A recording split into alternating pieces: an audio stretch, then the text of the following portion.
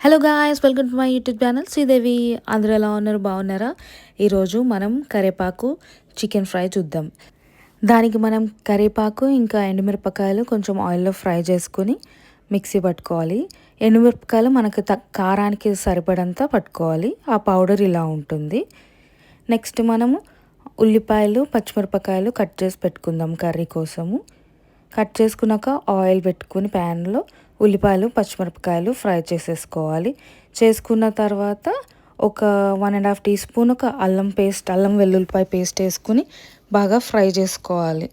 పచ్చివాసన పోయేంత వరకు ఫ్రై చేసుకుని ముందుగానే మనం చికెన్ని కడిగి పెట్టుకున్నాం అనమాట. కొంచెం నీట్గా పసుపు ఉప్పు వేసుకొని కడుక్కొని పెట్టుకుంటే ఆ నిశ్వాసన అనేది పోతుంది. అది కడిగి పెట్టుకొని బాగా కలుపుకోవాలి. ఇంకా చికెన్ని బాగా మిక్స్ చేసుకోవాలి. మిక్స్ చేసేసుకుని లిడ్ వేసుకుని కాసేపు పక్కన పెట్టుకోవాలి. మనకు ఆయిల్ మొత్తం పైకి తేలిపోయింది. ఇప్పుడు టేస్ట్కి సరిపడా సాల్ట్, ఇంకా ఒక 1/2 టీ స్పూన్ పసుపు వేసుకుని బాగా కలుపుకోవాలి. మనము పసుపు ఇదంతా కలిసేటట్టు చికెన్ని బాగా ఫ్రై చేసుకుంటూ ఉండాలి. ఇదంతా మనం మీడియం ఫ్లేమ్లో వేసుకుంటేనే బాగుంటుంది. స్లో కుక్ అవుతుంది. మనకి చికెన్ ఇదంతా బాగా ఫ్రై అయిపోయింది. ఇప్పుడు మనం ఫస్ట్లో మసాలా ప్రిపేర్ చేసుకున్నాం కదా, ఫ్రెష్ కరివేపాకు ఇంకా ఎండుమిరపకాయల పొడి, అది వేసుకోవాలన్నమాట. వేసుకుని బాగా కలుపుకోవాలి. మిక్స్ చేసుకుని అన్ని ముక్కలకి పట్టేటట్టు బాగా మిక్స్ చేసి ఒక 2 మినిట్స్ మూతేసుకొని తర్వాత చూసుకోవాలి.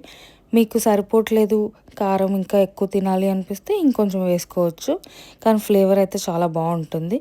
మేమైతే వేసుకున్నదంతా ఇంకా వేసేసాము. జస్ట్ కొంచెమే తీసుకున్నాం కాబట్టి మా 1 కేజీ చికెన్కి సరిపోయిందనమాట. ఆల్మోస్ట్ అయిపోయింది ఇంకా కర్రీ. ఒక 1/2 టీ స్పూన్ నల్ల మిరియాల పొడి కొంచెం టేస్ట్ని ఎన్హాన్స్ చేస్తుంది.